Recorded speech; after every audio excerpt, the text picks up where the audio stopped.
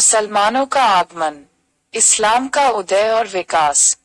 इस्लाम के उत्थान और विकास को विश्व इतिहास की सबसे महत्वपूर्ण घटनाओं में से एक माना जाता है। इस्लाम अरब के रेगिस्तान में पला बढ़ा और इसके पहले धर्मांतरित अरबों ने इसे एशिया की राजनीति में एक शक्तिशाली शक्ति बना दिया। बाद में फौसियों ने इस्लाम के कारण को अपनाया और इसे मजबूत किया और फिर तुर्कों ने इसे पश्चिम और पूर्व दोनों ओर बढ़ाया और इसे दुनिया के अग्रणी धर्मों में से एक बना दिया। पैगंबर मोहम्मद PBUH 570-632 AD इस्लाम के पैगंबर थे। इस्लाम ने अरबों के बीच एक युद्ध जैसी भावना और राष्ट्रीय चेतना को प्रेरित किया, जिन्होंने अपने नए धर्म को फैलाने और पूरी दुनिया में सैन्य विजय प्राप्त करने का फैसला किया।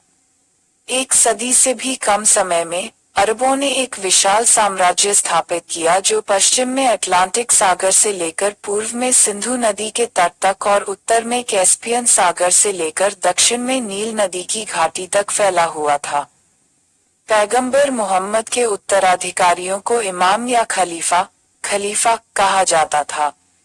प्रथम विश्व युद्ध के बाद ब्रिटिश सरकार द्वारा उपाधि को समाप्त करने तक खलीफा इस्लामी आस्था का नामात्र का प्रमुख बना रहा। खलीफा वालिद -1 के शासनकाल के दौरान अरबों ने भारतीय क्षेत्र पर आक्रमण किया और सिंध पर विजय प्राप्त की। प्रथम मुस्लिम विजेता इराक के मुस्लिम गवर्नर हजाज ने अपने भतीजे और दामाद मोहम्मद बिन कासिम की कमान में 711 ईस्वी में सिंध पर हमला करने के लिए एक शक्तिशाली सेना भेजी।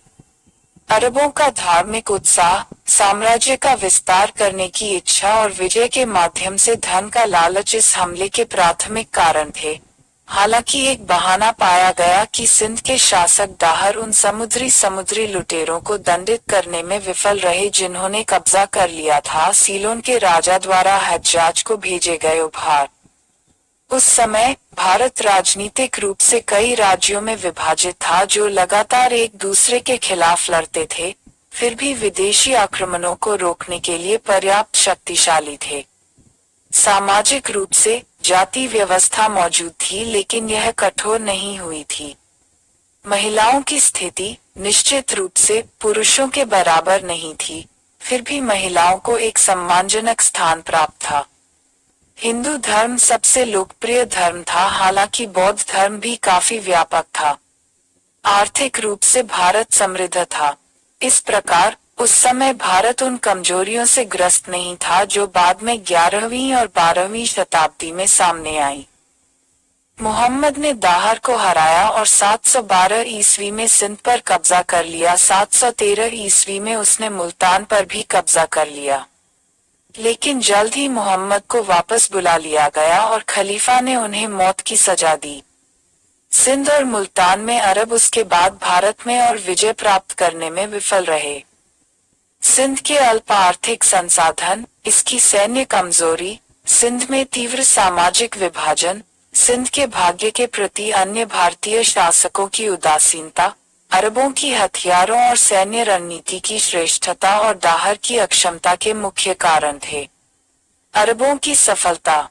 हालांकि भारत में अरबों की विजय केवल सिंध और मुल्तान तक ही सीमित रही। वे भारत में आगे प्रवेश करने में विफल रहे। खिलाफत की बढ़ती कमजोरी, सिंध और मुल्तान का दो अलग अलग अरब राज्यों में विभाजन, अरबों की प्रशासनिक अक्षमता और भारत में शक्तिशाली राजपूत राज्यों का अस्तित्व, जो भारत में अरबों के आगे बढ़ने को रोकने के लिए दृढ़ थे, प्राथमिक कारण थे। भारत में अपनी शक्ति का विस्तार करने में अरबों की विफलता। 23 अरब भारतीय राजनीति और संस्कृति को प्रभावित करने में विफल रहे। इसके बजाय वे स्वयं और उनके माध्यम से पश्चिमी दुनिया ने भी भारतीयों के संपर्क में आकर कई क्षेत्रों में लाभ प्राप्त किया। तुर्की प्रचारक। भारत में मुस्लिम शासन स्थापित करने का श्रेय तुर्कों को जाता है। इस्लाम का नेतृत्व अरबों से पहले फौसियों द्वारा और फिर तुर्कों द्वारा कब्जा कर लिया गया था। शुरुआत में तुर्क बर्बर भीड़ थे और उनकी एकमात्र ताकत उनके हथियारों की शक्ति थी। लेकिन एक सदी से भी कम समय में उन्होंने खुद को बेहद सुसंस्कृत लोगों में बदल लिया और मंगोलों के हमलों के खिलाफ भी इस्लामी संस्कृति के सर्वोत्तम तत्वों को संरक्षित करने में सफल रहे।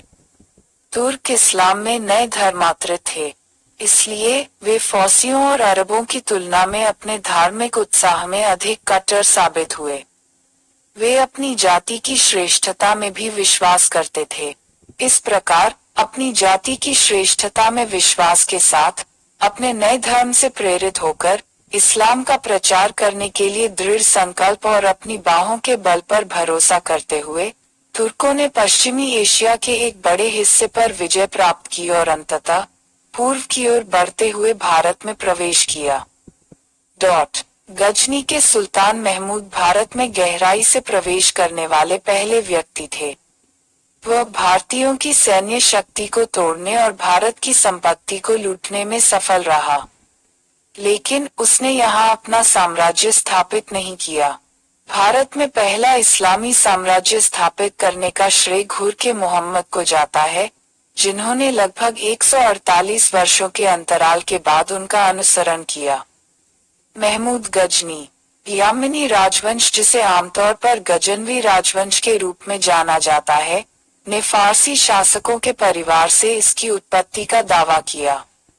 अरब आक्रमण के दौरान परिवार तुर्किस्तान भाग गया और तुर्कों के साथ एक हो गया, इसलिए परिवार को तुर्क के रूप में स्वीकार किया गया है। एल्पटीगिन ने इस राजवंश के स्वतंत्र राज्य की स्थापना की। उसने 963 ईस्वी में अमीर अबू बकर लॉयक से अपनी राजधानी गजनी के साथ जाबुल के राज्य को छीन लिया, लेकिन उसी वर्ष उसकी मृत्यु हो गई। उसका उत्तराधिकारी उसका पुत्र इशाक हुआ, जिसने केवल 3 वर्षों तक शासन किया। फिर के सेनापति बाल्किंगिन ने सिंहासन पर कब्जा कर लिया।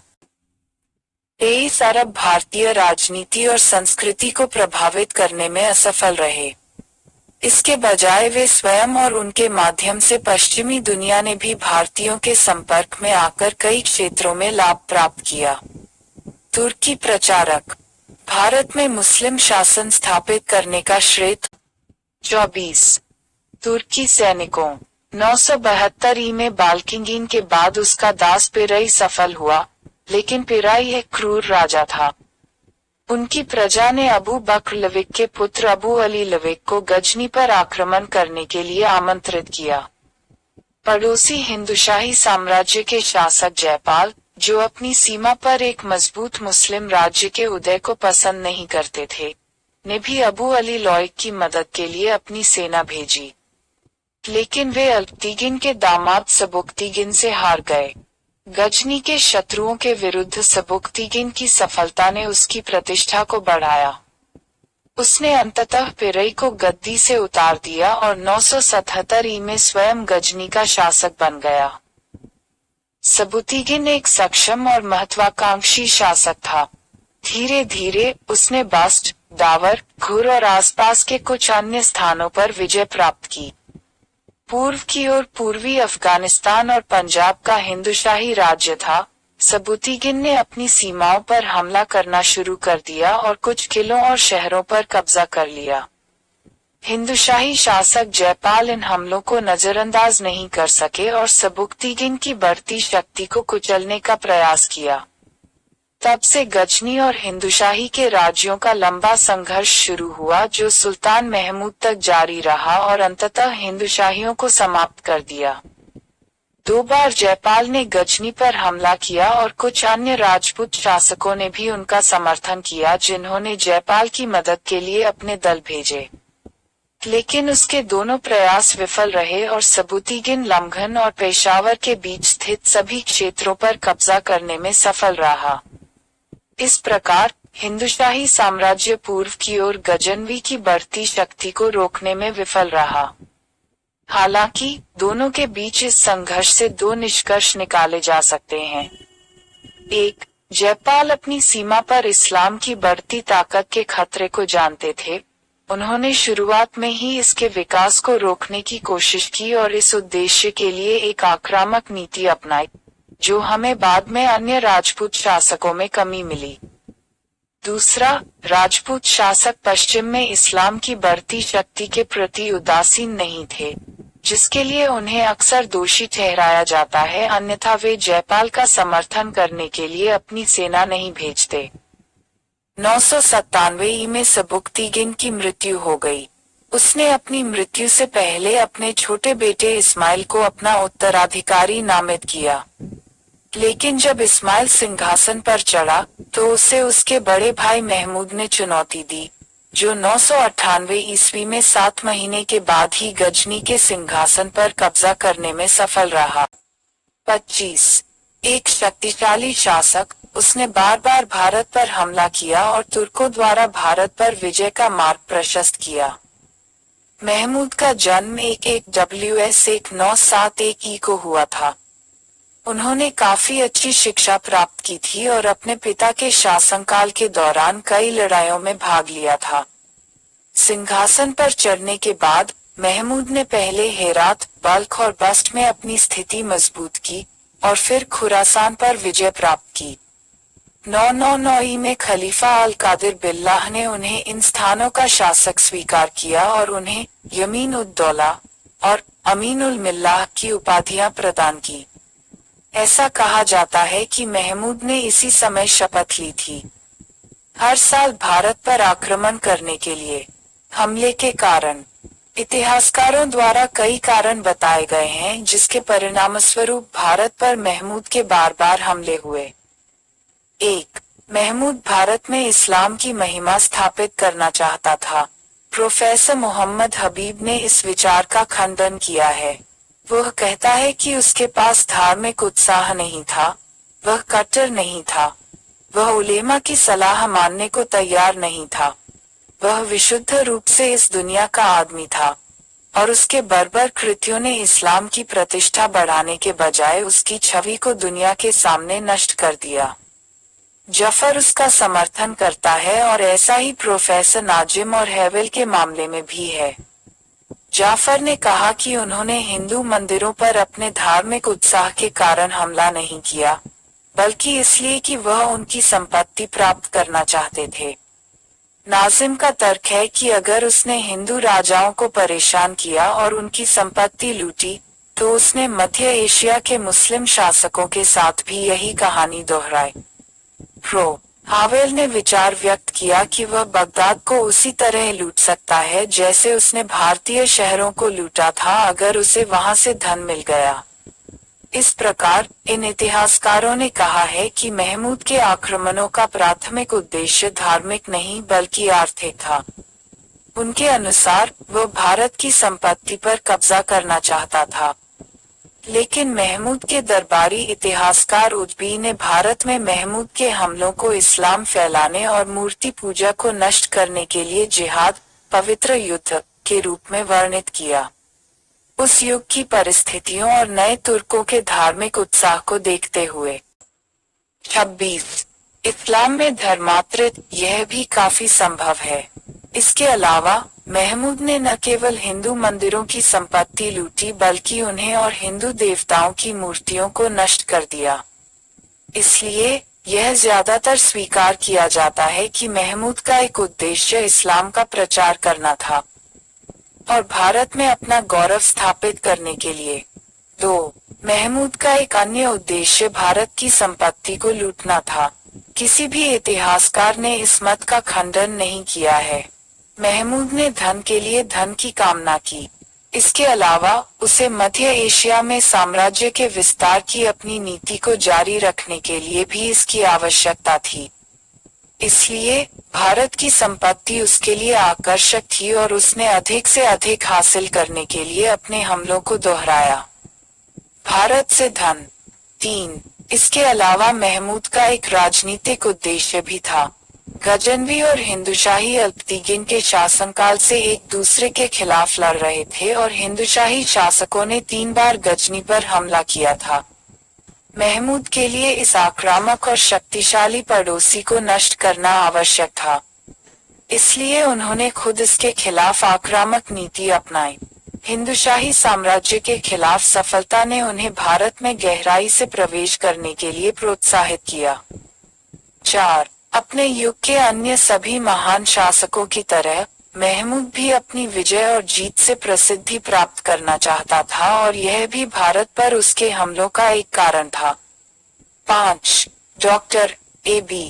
पांडे का मत है कि महमूद का एक अन्य उद्देश्य भारत से हाथियों की खरीद करना था जिसका उपयोग किया जा सकता था युद्धों में मध्य एशिया में अपने शत्रुओं के विरुद्ध। प्रचलित शर्तें। राजनीतिक रूप से भारत विभाजित था। ऐसे कई राज्य थे जो अपने प्रदेशों की प्रसिद्धि और विस्तार के लिए लगातार एक दूसरे के खिलाफ लड़ते रहे। उनमें से कई काफी व्यापक और शक्तिशाली थे, लेकिन उनके आंतरिक संघर्षों के कारण उनमें से कोई भी अपने संपूर्ण संसाधनों का उपयोग नहीं कर सका और न ही वे महमूद के खिलाफ एकजुट हो सके, जो उनकी प्राथमिक कमजोरी थी। मुल्तान और सिंध भारत के दो मुस्लिम राज्य बने। उत्तर पश्चिम में हिंदुशाही साम्राज्य था जिसका समकालीन शासक जयपाल था। कश्मीर भी एक स्वतंत्र राज्य था और उसके हिंदुशाहियों के साथ पारिवारिक संबंध थे। कन्नौज में प्रतिहारों का शासन था। उस समय कन्नौज का शासक राज्यपाल था। महिपाल ने बंगाल पर शासन किया लेकिन उसका राज्य कमजोर था। गुजरात, मालवा और बुंदेलखंड में भी स्वतंत्र राज्य थे। दक्षिण में बाद के चालुक्यों और चोलों के पास अपने शक्तिशाली राज्य थे। सामाजिक रूप से हिंदुओं के जातियों और उपजातियों में विभाजन ने समाज के विभिन्न वर्गों के बीच तीखे मतभेद पैदा कर दिए थे और इसलिए इसे कमजोर कर दिया था। इसके अलावा पारंपरिक चार जातियों में अंत्यज नामक लोगों का एक बड़ा वर्ग था। शिकारी, बुनकर, मछुआरे, मोची और इसी तरह के व्यवसायों में लगे लोग इस वर्ग के थे। उनका स्थान शूद्रों से नीचा था। हादी, डोम, चांडाल, बधातु आदि सामाजिक स्थिति में निम्न थे जो स्वच्छता बनाए रखने के काम में लगे हुए थे लेकिन शहरों और गांवों के बाहर रहने के लिए मजबूर थे। वे अछूत और अछूत थे। समाज में निचली जातियों की स्थिति की कल्पना तभी की जा सकती है जब हमें बताया जाता है कि वैश्यों को भी धार्मिक ग्रंथों का अध्ययन करने की अनुमति नहीं थी। अल-बरूनी ने लिखा है कि अगर किसी ने कोशिश करने की हिम्मत की तो उसकी जीभ काट दी गई। इस प्रकार वैश्यों सहित निचली जातियों की स्थिति बहुत नीचे गिर गई थी और जाति व्यवस्था भी बहुत कठोर हो गई थी। इस तरह की स्थिति ने समाज को कई विरोधी समूहों में विभाजित कर दिया था। स्त्री की स्थिति भी बहुत खराब हो गई थी और उसे केवल पुरुष के लिए आनंद और आनंद की वस्तु के रूप में माना जाता था। बाल विवाह, बहुविवाह और उच्च जातियों की महिलाओं में सती प्रथा काफी व्यापक होती जा रही थी जबकि विधवाओं के विवाह की अनुमति नहीं थी। इन सबने हिंदू समाज को कमजोर कर दिया था। इसलिए इस्लाम यहाँ बड़ी संख्या में धर्मांतरित हो सका। धर्म और नैतिकता में भी गिरावट आई थी। हिंदू धर्म और बौद्ध धर्म दोनों ही अज्ञानता और भ्रष्टाचार से पीड़ित थे। लोगों ने, विशेष रूप से अमीर और उच्च वर्ग ने, खुद को भ्रष्टाचार में लिप्त कर लिया, धर्म की सच्ची भावना को खो दिया या यूं कहें, इसे अपनी सांसारिक इच्छाओं की पूर्ति का एक साधन बना लिया। मंदिर और बौद्ध मठ भ्रष्टाचार के केंद्र बन गए। देवदासियों को मंदिरों में रखने की प्रथा भी एक विधा थी। मंदिरों में भ्रष्टाचार के यहाँ तक शिक्षण संस्थान भी भ्रष्टाचार से मुक्त हैं। सामाजिक और धार्मिक संस्थाओं में व्याप्त भ्रष्टाचार सामान्य रूप से भारतीय समाज में व्याप्त भ्रष्टाचार का एक कारण और परिणाम दोनों था। शायद आम लोग अभी तक इससे मुक्त थे, लेकिन शिक्षित और शासक वर्ग में भ्रष्टाचार देश को कमजोर करने के लिए पर्याप्त था। ऐसे समाज में इच्छा का अभाव था और एक मजबूत आक्रमणकारी का विरोध करने की क्षमता। समाज और धर्म के बिगड़ने से संस्कृति का भी ह्रास हुआ। साहित्य और ललित कलाओं को भी नुकसान हुआ। पुरी और खजुराहो के मंदिर और कुटनी माता और समय मात्रा का, एक वेश्या की जीवनी जैसी किताबें उस समय के लोगों के स्वाद का प्रतिनिधित्व करती हैं। हिंदुओं ने अपने हथियारों और युद्ध के तरीकों में सुधार करने का प्रयास नहीं किया था। वे काफी हद तक अपने हाथियों पर निर्भर थे। तलवार अभी भी उनका मुख्य हथियार था और उनकी नीति अभी भी रक्षात्मक थी। उन्होंने न तो उत्तर पश्चिम में किले बनाने की परवाह की और न ही अपनी सीमाओं की रक्षा के लिए कोई अन्य साधन अपनाया। इस प्रकार सैन्य रूप से भी भारत कमजोर था। इस प्रकार राजनीतिक, सामाजिक और सैन्य रूप से भारत महमूद के आक्रमणों के समय कमजोर था। भारतीयों की कमजोरी का एक प्राथमिक कारण यह था कि उन्होंने पड़ोसी देशों में राजनीतिक, सैन्य में क्या हो रहा था या सुधार किए गए, यह जानने, समझने और टीम बनाने की कोशिश नहीं की। सामाजिक, धार्मिक और सांस्कृतिक क्षेत्र। इसलिए वे अज्ञानी हो गए और एक झूठा अभिमान भी विकसित कर लिया। अल बरूनी का कथन हमें भारतीयों के अपने बारे में समकालीन दृष्टिकोण को समझने में मदद करता है। उन्होंने लिखा, हिंदुओं का मानना कि उनके जैसा कोई देश नहीं है, उनके जैसा कोई राष्ट्र नहीं है, उनके जैसा कोई राजा नहीं है, उनके जैसा कोई धर्म नहीं है, उनके जैसा कोई विज्ञान नहीं है। ऐसा रवैया प्रगति का बहुत निषेध था। उन्होंने यह भी लिखा, हिंदुओं की यह इच्छा नहीं थी कि जो चीज एक बार दूषित हो गई हो, उसे शुद्ध किया जाए और इस प्रकार पुनः प्राप्त किया जाए। इस तरह के रवैये ने उस समय के भारतीयों के जीवन की संकीर्ण दृष्टि को प्रदर्शित किया। इस प्रकार उस समय तक भारतीयों ने अपनी शक्ति और बुद्धि खो दी थी। वे स्वयं को सुधारने की स्थिति में नहीं थे और न ही वे दूसरों से सीखने की इच्छा रखते थे। तथापि भारत के पास अभी तक जो एक चीज थी, वह थी उसकी दौलत। इसकी कृषि, उद्योग और व्यापार अच्छी स्थिति में थे और इसके पास संपत्ति थी जो उच्च वर्गों और मंदिरों में केंद्रित थी। भारत की दौलत एक विदेशी आक्रमणकारी के लिए एक प्रलोभन थी। भारत की संपत्ति एक कमजोर व्यक्ति की संपत्ति की तरह थी जो किसी भी मजबूत व्यक्ति को अपने पास रखने के लिए लुभा सकती थी। महमूद ने वैसा ही किया।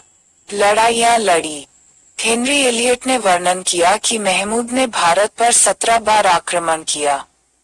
इसके पर्याप्त प्रमाण नहीं हैं, फिर भी सभी इतिहासकार इस बात से सहमत हैं कि महमूद ने भारत पर कम से कम 12 बार आक्रमण किया।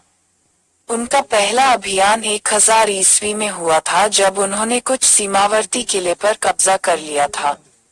1001 में उसने फिर से हमला किया। इस बार हिंदुशाही राजा जयपाल ने उन्हें पेशावर के पास एक लड़ाई दी, लेकिन हार गए और अपने कई संबंधों के साथ कब्जा कर लिया। महमूद वहद की राजधानी तक आगे बढ़े और फिर लूट पाकर गजनी लौट आए। उसने जयपाल को 25 हाथियों और 2,50,000 दीनार से प्राप्त करने के बाद रिहा कर दिया। जयपाली अपने अपमान को बर्दाश्त नहीं कर सकी और खुद को जलाकर मार डाला। 1002 में उनके पुत्र आनंदपाल ने उनका उत्तराधिकारी बनाया। 1004 में महमूद ने भेरा पर आक्रमण किया। इसके शासक बाजी राय ने उनका विरोध किया लेकिन हार गए। तुर्कों द्वारा कब्जा किए जाने से पहले उसने खुद को मार डाला। 1006 में महमूद ने मुल्तान के शिया साम्राज्य पर आक्रमण किया। हिंदुशाही राजा आनंदपाल ने उसे मार्ग देने से इनकार कर दिया। पेशावर के पास उसके खिलाफ लड़ाई लड़ी, लेकिन हार गया और भाग गया। महमूद ने 100 ईस्वी में मुल्तान पर कब्जा कर लिया। इसके शासक अबू इफ़त दाऊद ने 20,000 दिरहम की वार्षिक श्रद्धांजलि देने पर सहमति व्यक्त की। महमूद ने अपने भारतीय क्षेत्रों के गवर्नर के रूप में नवासा शाह, जयपाल के पोते, जिन्होंने इस्लाम स्वीकार कर लिया था, को छोड़ दिया और सेल्जुक तुर्कों से लड़ने के लिए वापस चले गए, जो उत्तर से अपने क्षेत्रों को धमकी दे रहे थे। दाऊद और नवाज शाह ने उसकी अनुपस्थिति में विद्रोह कर दिया।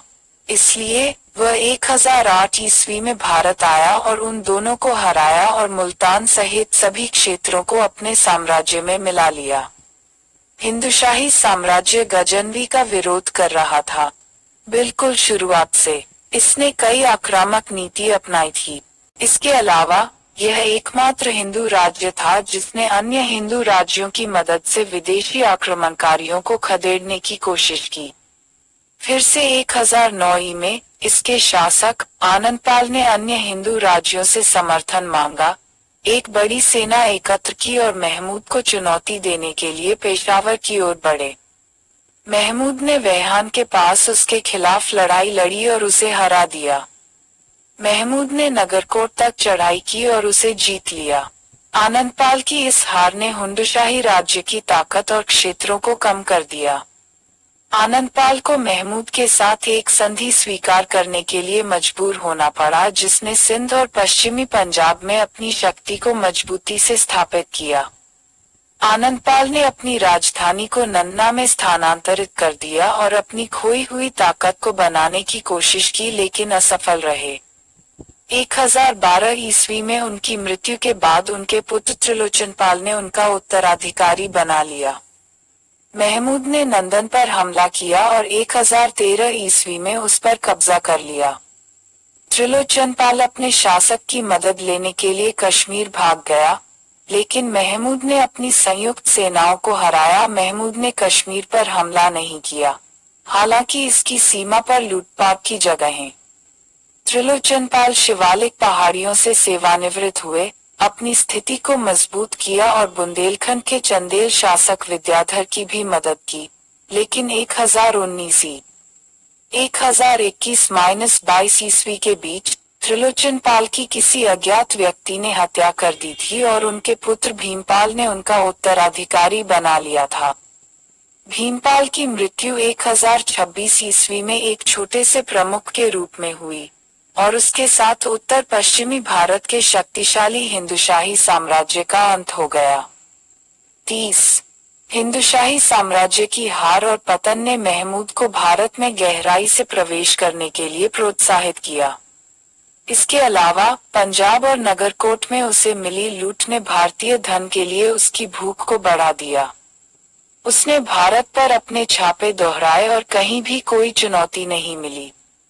ऐसा लगता था कि भारत लकवे से ग्रसित हो गया था और महमूद के खिलाफ लड़ने में खुद को असमर्थ पाया, तब भी जब वह व्यवस्थित रूप से अपनी संपत्ति लूट रहा था, उसकी महिलाओं का अपमान कर रहा था, उसके मंदिरों और मूर्तियों को नष्ट कर रहा था और अपने लोगों को बदनाम कर रहा था। 1009 में महमूद ने नारायणपुर के शासक को हराकर उसकी संपत्ति लूट ली।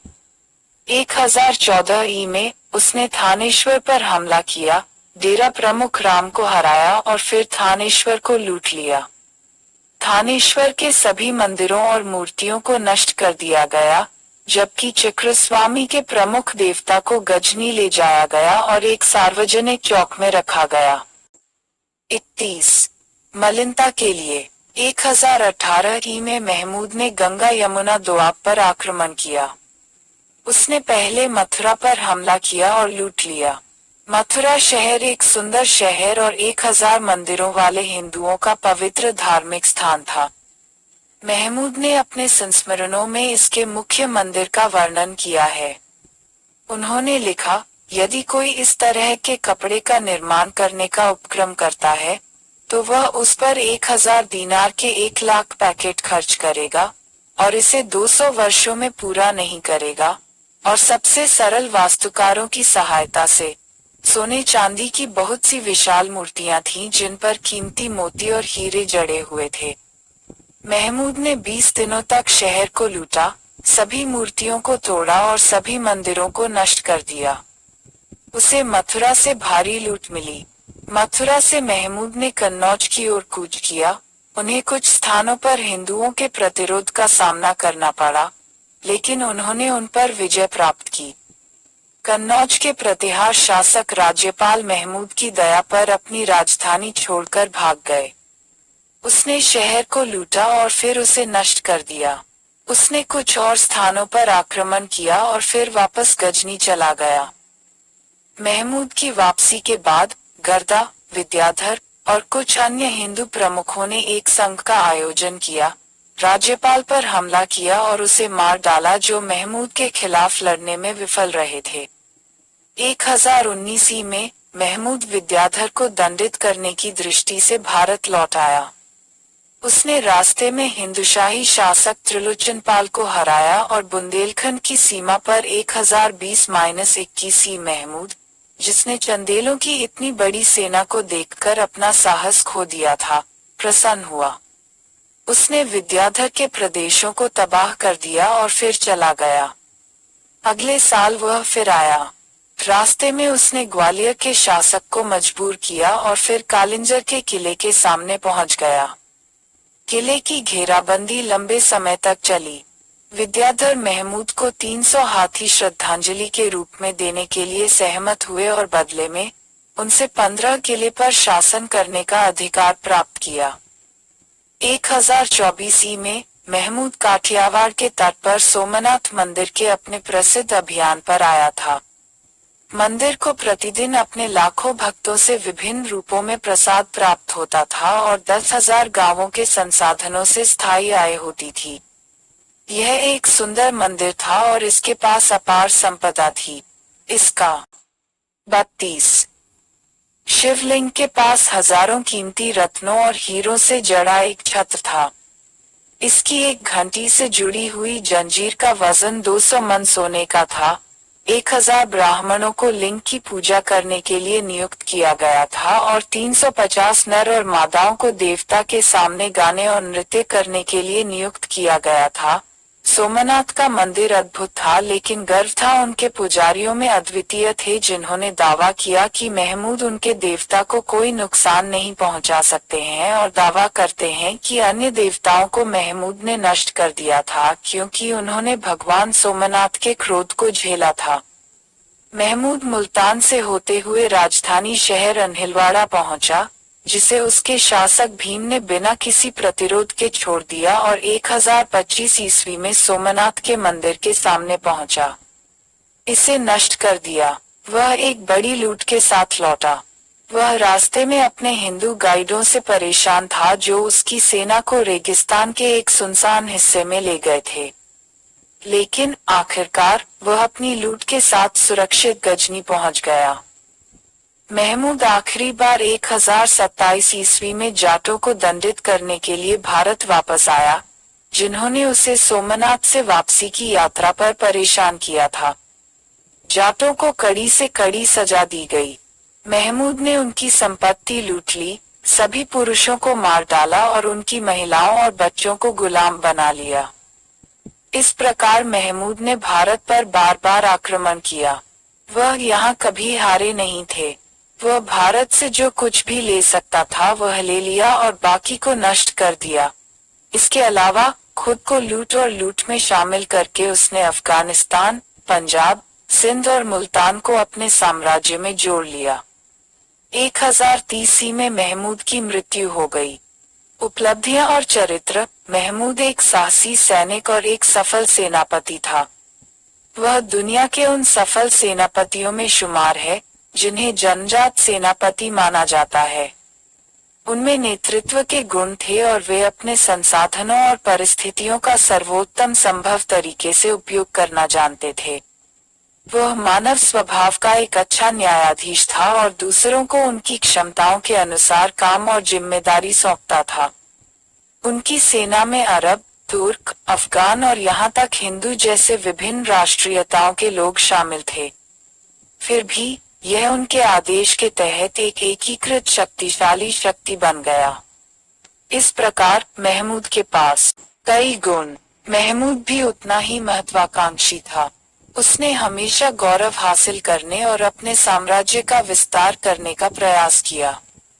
उन्हें अपने पिता से केवल गजनी और खुरासान के प्रांत विरासत में मिले थे। उसने इस छोटी सी विरासत को एक शक्तिशाली साम्राज्य में बदल दिया, जो पश्चिम में इराक और कैस्पियन सागर से लेकर पूर्व में गंगा नदी तक फैला हुआ था और जो निश्चित रूप से उस समय बगदाद के खलीफा के साम्राज्य से अधिक व्यापक था। यह कहना गलत होगा कि महमूद केवल कमजोर और विभाजित राजपूत शासकों के खिलाफ ही सफल हुआ था।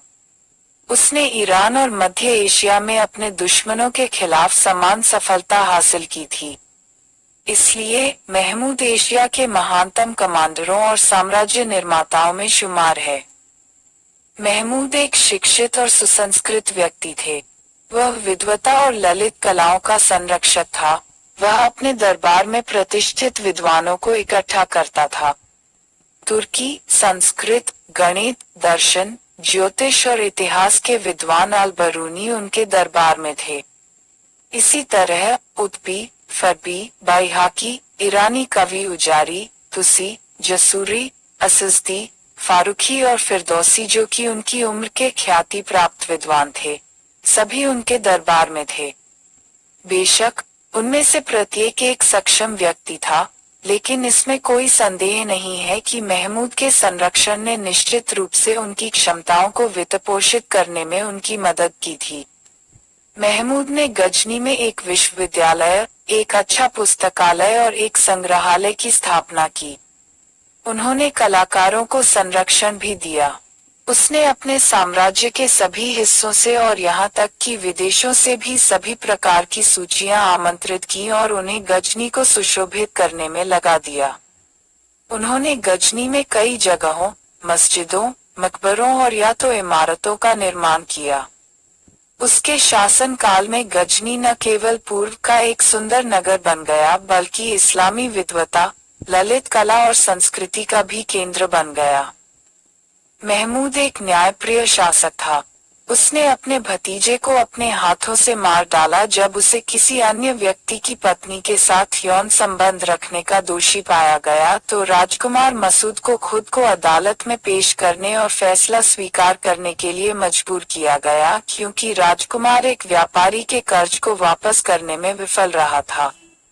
उनके न्याय की भावना के बारे में कई ऐसी ही कहानियां जानी जाती हैं।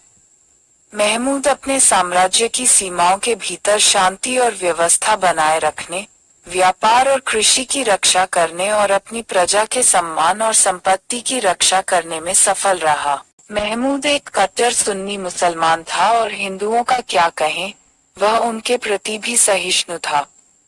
मोहम्मद हबीब जैसे कई इतिहासकार हैं जिन्होंने उन्हें इस आरोप से बरी करने का प्रयास किया है, लेकिन हमें समकालीन इतिहासकारों द्वारा व्यक्त विचारों को भी ध्यान में रखना चाहिए। अल-बरूनी ने उनके सहिष्णु धार्मिक कृत्यों की आलोचना की थी। समकालीन मुसलमानों ने उन्हें इस्लाम के चैंपियन के रूप में माना और उन्हें गाजी, काफिरों का हत्यारा और छवियों को नष्ट करने वाला कहा जाता था। खलीफा ने उनकी सफल लूट के बाद और सोमनाथ के मंदिर के नीचे उन्हें सम्मानित किया। समकालीन इस्लामी दुनिया ने महमूद को काफिरों के विनाशक और भारत जैसे दूर के स्थानों पर इस्लाम की जीत की स्थापना करने वाले के रूप में मान्यता दी। कई विद्वानों द्वारा यह माना गया है कि महमूद ने मुख्य रूप से आर्थिक मौसमों के कारण हिंदू मूर्तियों और मंदिरों को नष्ट कर दिया था। बेशक उसका एक कारण निश्चित रूप से आर्थिक था, लेकिन उनके समकालीनों द्वारा व्यक्त किया गया विचार भी उतना ही मान्य है कि महमूद ने अपने धार्मिक उत्साह के कारण इन कृत्यों में खुद को शामिल किया। महमूद धन अर्जित करना चाहता था या बल्कि उसे प्यार करता था, लेकिन साथ ही इसे उदारतापूर्वक खर्च भी किया। वह अपने दरबारी कवि फिरदौसी को उनके द्वारा रचित प्रत्येक श्लोक के लिए एक स्वर्ण दीनार देने के लिए सहमत हो गया था। लेकिन जब फिरदौसी ने शाहनामा के सामने पेश किया जिसमें 1000 श्लोक थे, तो उसने उसे 1000 दीनार चांदी की पेशकश की, जिसे फिरदौसी ने स्वीकार करने से इनकार कर दिया। बेशक उसने बाद में उसके पास सोने के 1000 दीनार भेजे, लेकिन तब तक फिरदौसी की मृत्यु हो चुकी थी। प्रोफेसर ब्राउन ने देखा है, महमूद ने हर संभव तरीके से धन हासिल करने की कोशिश की। इसके अलावा उनके चरित्र में कुछ भी गलत नहीं था, लेकिन महमूद की सबसे बड़ी कमजोरी यह थी कि वह एक सक्षम प्रशासक नहीं था जो अपने प्रभुत्व को शांति और व्यवस्था देने के अलावा कुछ भी नहीं करता था। वह स्थिर साम्राज्य बनाने में विफल रहा। उसका साम्राज्य उसके अपने जीवन काल में ही अस्तित्व में था। जैसे ही उनका निधन हुआ, उनके उत्तराधिकारियों के अधीन उनका साम्राज्य छिन्न भिन्न हो गया। इस प्रकार वह कुछ स्थायी संस्थाओं पर अपना साम्राज्य स्थापित करने में विफल रहा।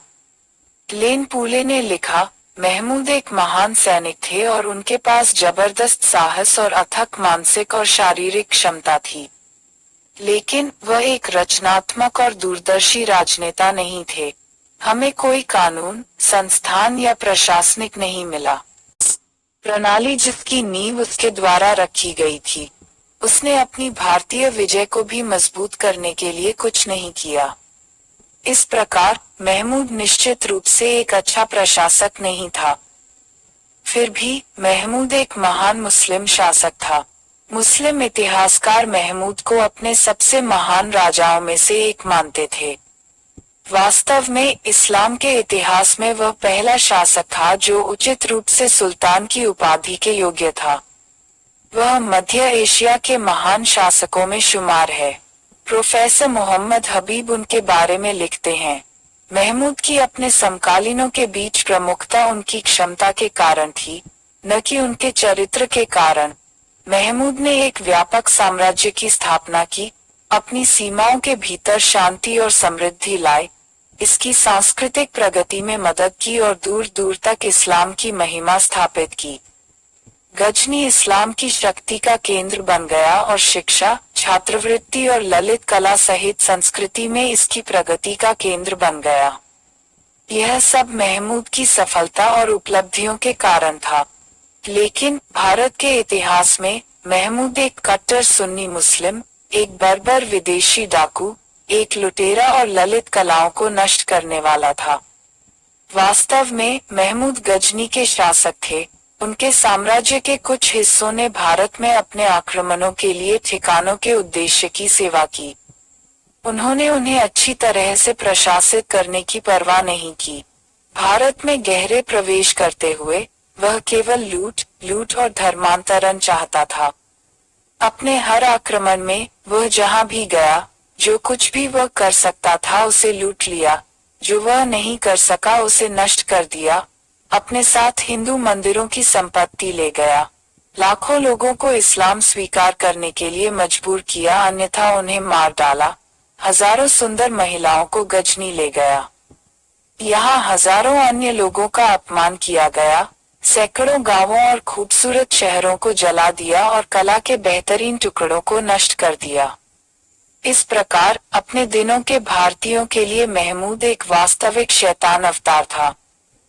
कई विद्वानों ने कहा है कि महमूद ने भारत पर कोई स्थायी प्रभाव नहीं छोड़ा।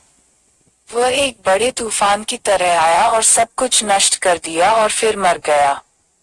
भारतीय जल्द ही उसके छापे और अत्याचारों को भूल गए और अपने मंदिरों, मूर्तियों और शहरों का पुनर्निर्माण किया। बेशक भारतीय उसके आक्रमणों को भूल गए और इसलिए बाद में उन्हें भारी कीमत चुकानी पड़ी। लेकिन यह स्वीकार करना गलत होगा कि महमूद ने भारतीयों और भारतीय इतिहास पर कोई स्थायी छाप नहीं छोड़ी। महमूद टूट गया। आर्थिक और सैन्य ताकत और मुस्लिम आक्रमणकारियों का विरोध करने का उनका मनोबल भी। महमूद को भारत में कभी भी एक गंभीर चुनौती नहीं मिली और भारतीयों के खिलाफ उसकी निरंतर सफलता ने भारतीयों में भय और एक पराजयवादी रवैया पैदा कर दिया कि तुर्क अजेय थे। यह डर लंबे समय तक बना रहा। गजनवीद साम्राज्य में पंजाब, मुल्तान और सिंध को शामिल करने से भारत में बाद के तुर्क आक्रमणकारियों की उन्नति आसान हो गई। घुर के मोहम्मद ने अपने शत्रु गजनवीद शासक से इन स्थानों को छीनने के लिए सबसे पहले भारत में प्रवेश किया।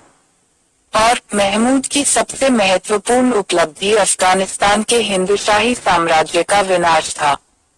इसने तुर्कों द्वारा भारत पर विजय का मार्ग प्रशस्त किया। Doctor D.C. गांगुली लिखते हैं, पंजाब और अफगानिस्तान को गजनी के राज्य में शामिल करने से भारत की इस्लामी विजय की प्रक्रिया अपेक्षाकृत आसान हो गई थी। अब यह सवाल नहीं था कि लेकिन कब वह शक्तिशाली बाढ़ देश को एक के रूप में डूब जाएगी। पूरे कला और फू नोट करने के लिए उत्तराधिकार का युद्ध मैक्सवेल 36। महमूद की मृत्यु के बाद उनके दो बेटों मोहम्मद और मसूद के बीच उत्तराधिकार का युद्ध हुआ, जिसमें मसूद विजयी हुए और 1030-1040 ईस्वी के बीच शासन किया। लेकिन इसके तुरंत बाद मसूद के एक बेटे ने मोहम्मद और उसके बेटे को सिंहासन से हटा दिया और खुद उस पर कब्जा कर लिया। उसके शासन काल में सेल्जुक तुर्कों के लगातार दबाव के कारण गजनवीद सत्ता टूटने लगी थी। इसके अलावा मध्य एशिया में दो नई शक्तियों का उदय हुआ, अर्थात ख्वारिज़्म और ग्लिन्स। अंततः घुरों ने कमजोर गजनवी के हाथों से गजनी पर कब्जा कर लिया और अपने अंतिम शासक खुसरव शाह को पंजाब में शरण लेने के लिए मजबूर किया। मोहम्मद गौर परिवार से थे, जिन्होंने 12वीं शताब्दी में महमूद गजनी के साहसिक कार्य को दोहराया और भारत में तुर्की शासन की नींव रखी। तुर्की शासन की नींव घुर ऊंचाई पर स्थित है। कुछ इतिहासकारों ने घुर वंश को अफगान बताया, लेकिन अब इसे स्वीकार नहीं किया जाता है। परिवार शानसाहनी के रूप में जाना जाने वाला तुर्क पूर्वी फारस का था। मुख्य रूप से 37 घुर जिला, जो मध्य एशिया में अपने अच्छे घोड़ों के लिए प्रसिद्ध था, उन दिनों और 11वीं शताब्दी की शुरुआत तक स्वतंत्रता के दौरान युद्ध का सबसे प्रभावी साधन था।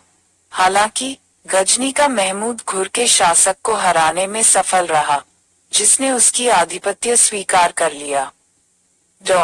लेकिन गजनवियों के पतन के साथ घुर के शासकों ने खुद को मुखर करना शुरू कर दिया और 12वीं शताब्दी की शुरुआत में न केवल स्वतंत्र हो गए, बल्कि गजनवी के खिलाफ सत्ता के लिए संघर्ष करना शुरू कर दिया। घुर और गजनवी के शाही परिवारों के बीच सत्ता के लिए संघर्ष अंततः गजनवी के विनाश के रूप में हुआ। घुर के मोहम्मद गोरी अलाउद्दीन हुसैन गजनी शहर को पूरी तरह से तबाह करने में सफल रहे और जहान सोज का उपनाम अर्जित किया।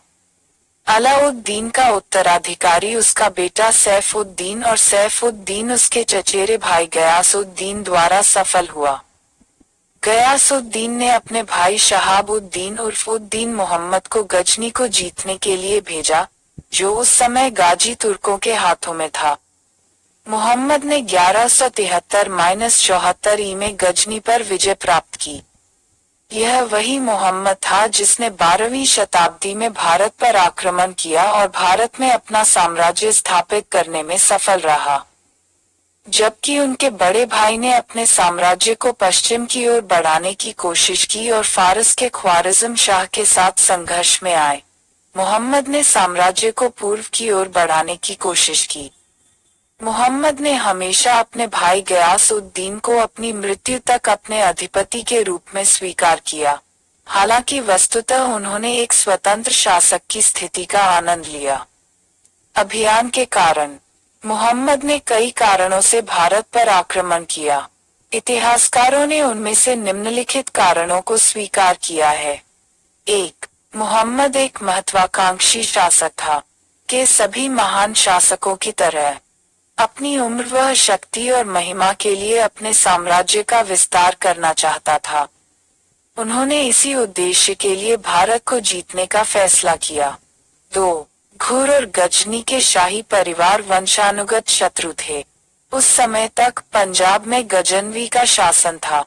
महमूद गजनी पर कब्जा करने के बाद कब्जा करना चाहता था पंजाब के साथ साथ अपने राज्य को भी, ताकि वह समाप्त कर सके। वंशानुगत शत्रु की शेष शक्ति और पूर्व से अपने राज्य को सुरक्षा भी प्रदान करता है। 3. पश्चिम की ओर अपनी शक्ति का विस्तार करने की घुर राजवंश की महत्वाकांक्षा को फारस के ख्वारिज़्म वंश की बढ़ती शक्ति द्वारा चुनौती दी गई और रोक दी गई। इसलिए घुरिदों के सामने अगला विकल्प पूर्व की ओर बढ़ना था, अर्थात भारत की ओर।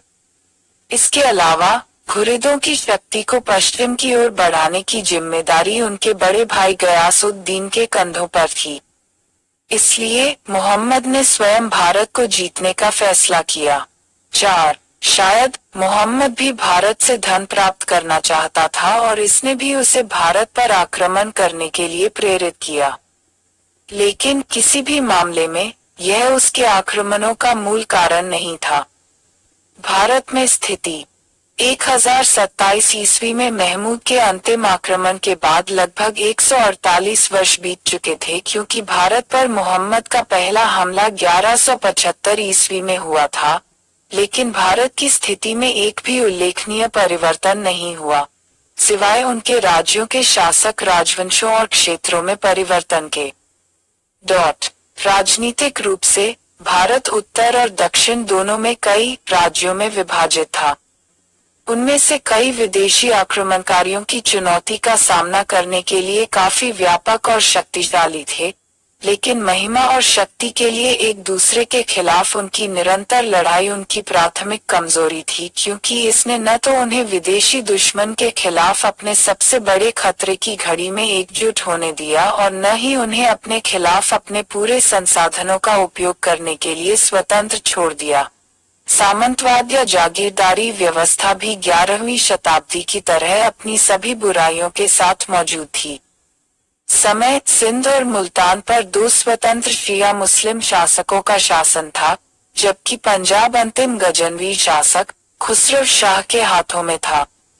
खुसरो शाह एक शक्तिशाली शासक नहीं था, वह भारत में कोई सफलता हासिल करने में विफल रहा था, बल्कि चौहान दिल्ली का शासक उससे कुछ स्थानों को छीनने में सफल रहा था। गुजरात और काठियावाड़ पर चालुक्यों का शासन था, उनकी राजधानी अनहिलवाड़ा थी। चालुक्यों ने बहुत कुछ खो दिया था, दिल्ली और अजमेर के चौहानों के खिलाफ लड़कर सत्ता हासिल की। उनका शासक मूलराज द्वितीय था। दिल्ली और अजमेर पर चौहानों का शासन था, उनका शासक पृथ्वीराज था। 39 जो एक सक्षम सेनापति और एक महत्वाकांक्षी शासक था। उसने अपने पड़ोसी राज्यों की कीमत पर अपने साम्राज्य का विस्तार करने की कोशिश की थी, इसलिए उसने उन सभी की ईर्ष्या को भड़काया था। उसने गुजरात के चालुक्यों को पराजित और अपमानित किया था, महोबा को चंदेल शासक परमलदेव से छीन लिया था और कन्नौज के शासक जयचंद्र की बेटी के साथ भागकर उसकी स्थायी दुश्मनी को भड़काया था। पृथ्वीराज III निस्संदेह एक शूरवीर और साहसी शासक था, लेकिन उसमें दूरदर्शिता और कूटनीतिक चतुराई का अभाव था। इसलिए वह मुस्लिम आक्रमणकारियों के खिलाफ अपनी लड़ाई में अपने किसी भी शक्तिशाली पड़ोसी से कोई समर्थन प्राप्त करने में विफल रहा। गढ़वाल कन्नौज में शासन करते थे। उनका साम्राज्य उस समय उत्तर भारत में सबसे व्यापक था और वहां के तत्कालीन शासक जयचंद्र थे। चंदेलों ने बुंदेलखंड में शासन किया, जबकि पाल और सेना ने बंगाल में शासन किया। दक्षिण इसी तरह राजनीतिक रूप से विभाजित था और उत्तरी भारत के भाग्य के प्रति पूरी तरह से उदासीन था। स्पिल आई एनु इन ब्लड जज। 11वीं शताब्दी की स्थितियों की तुलना में भारतीय समाज में कोई बदलाव नहीं आया था, सिवाय इसके कि मुसलमानों का एक बड़ा वर्ग भारत के कई हिस्सों में शांति से बस गया था। मुसलमानों के इन छोटे उपनिवेशों में से कुछ भारतीय राजनीति में किसी भी तरह से प्रभावी नहीं थे, लेकिन उच्च स्तर की संस्कृति प्राप्त कर चुके थे। उदाहरण के लिए, बदायूं ने भारत में मुस्लिम शासन की स्थापना से बहुत पहले इस्लामी धार्मिक अध्ययन की अच्छी सुविधा प्रदान की थी। इसके अलावा महमूद के आक्रमणों के दिनों से भारत ने सामाजिक, सांस्कृतिक या सैन्य रूप से खुद को नहीं बदला था। बैंटोएच बीटालोक पर नया लुडियोवॉल्ट तुर्की संप्रभुता मरियम से गिदेबल की स्थापना। मुहम्मद ने पहली बार 1175 ई में मुल्तान पर हमला किया और इसे आसानी से जीत लिया। इसके बाद उसने उच्च और निचले सिंध को अपने प्रदेशों में मिला लिया। 1178 ई में मुहम्मद ने गुजरात पर हमला किया। मूलराज द्वितीय ने माउंट आबू के पास उसका सामना किया और उसे हरा दिया। यह भारत में मुहम्मद की पहली हार थी। बाद में उन्होंने भारत के लिए अपना मार्ग बदल दिया। उन्होंने अगला प्रयास पंजाब के माध्यम से किया।